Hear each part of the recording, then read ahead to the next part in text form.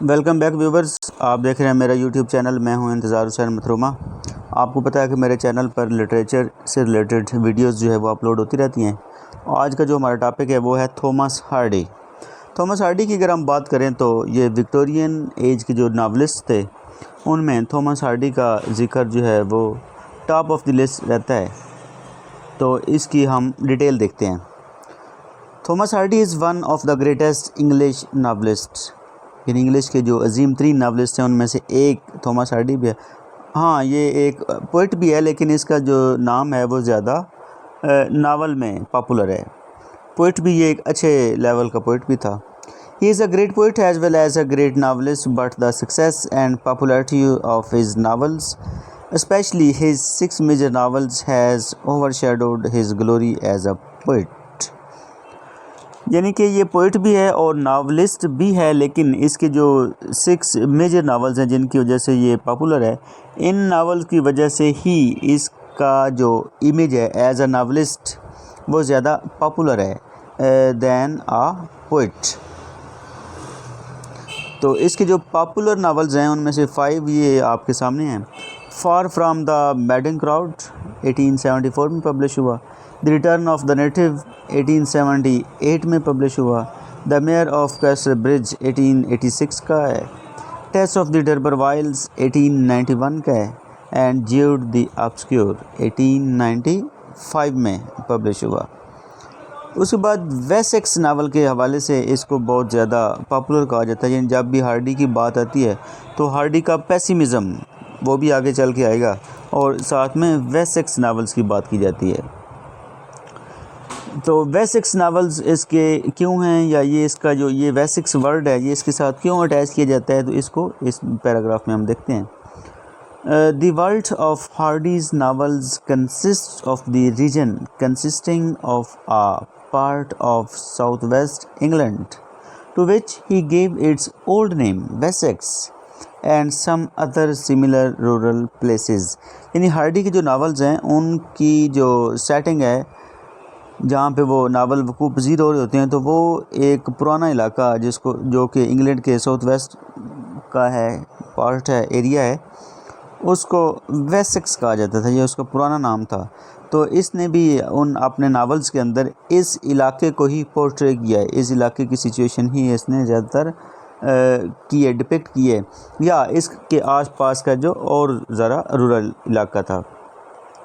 Belonging to the rural working class, he was keenly interested in depicting the life of the peasantry and advocating their beliefs and values۔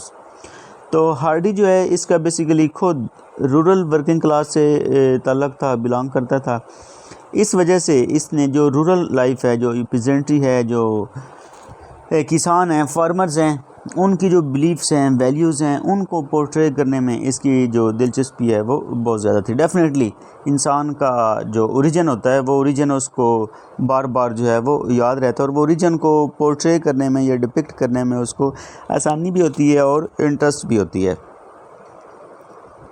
No other novelist can render the sights and smells of the countryside with such evocative sensuousness۔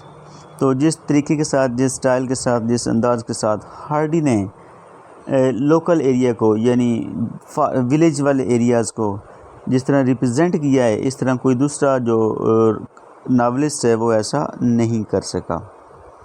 تو اس کی اگر ہم tragedies کی بات کریں تو اس میں role of fat بڑا ڈومیننٹ رہتا ہے، کہ رول جو فیٹ کا رول ہے وہ بڑا ٹاپ پہ ہے۔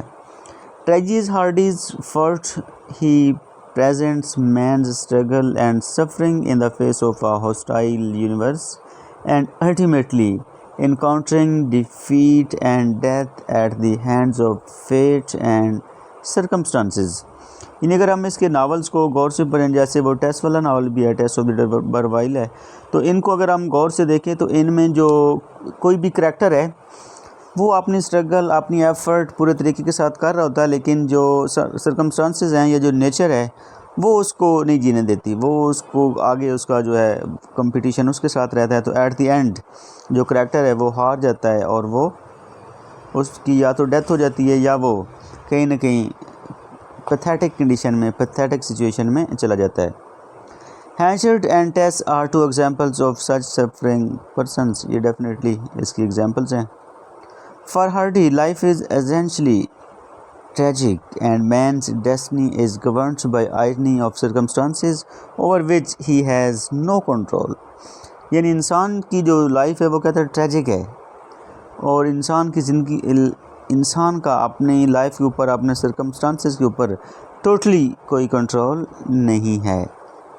Several of Hardy's major novels, The Return of the Native, The Mayor of Casterbridge, The Woodlanders and Tess of D'Urbervilles are tragedies and abound in the element of gloom and despair, intensified by the death of their central figures.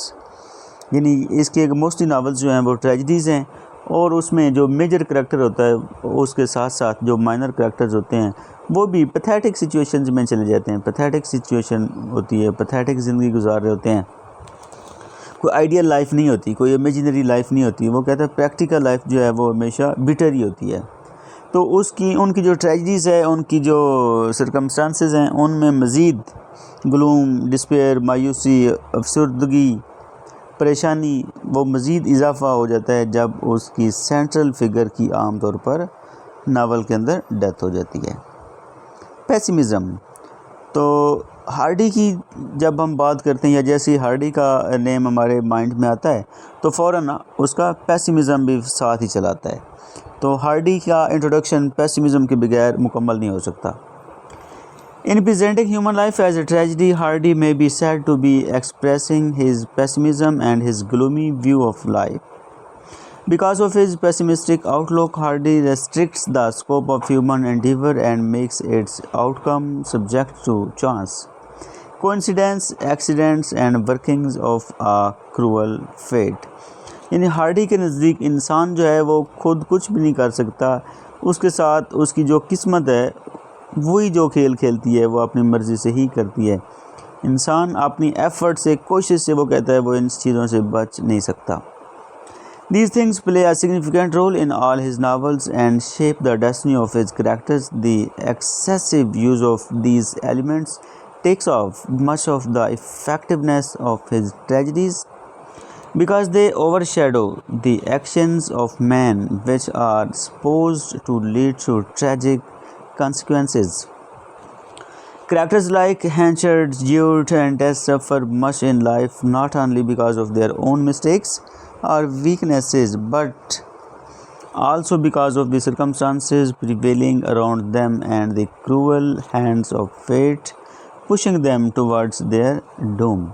تو وہ کہتا ہے کہ ان characters کو اگر ہم غور سے دیکھیں تو نو ڈاؤٹ ان کی اپنی بھی کچھ مسٹیکس ہوتی ہیں، کچھ غلطیاں ہوتی ہیں، لیکن یہ کریکٹرز جو ہیں ان کے ساتھ جو قسمت کھیل کھیلتی ہے وہ قسمت بار بار ان کو غلط جگہ کی طرف پش کرتی ہے، غلط جگہ پہ پش کرتی ہے، اور ان کے جو آس پاس کا انوائرمنٹ ہوتا ہے وہ کبھی بھی ان کی فیور میں نہیں رہتا، وہ ہمیشہ ان کے اگینسٹ رہتا ہے. تو یہ تو تھا ہارڈی کا ہمارا شارٹ سا انٹروڈکشن. امید ہے ہارڈی کے بارے میں آپ کو یہاں سے کافی جو ہے وہ نالج ملا ہوگا. تو ملتے ہیں اگلی ویڈیو میں. اگر آپ نیو ہیں، چینل سبسکرائب نہیں کیا ہوا تو آپ چینل کو سبسکرائب کر لیں.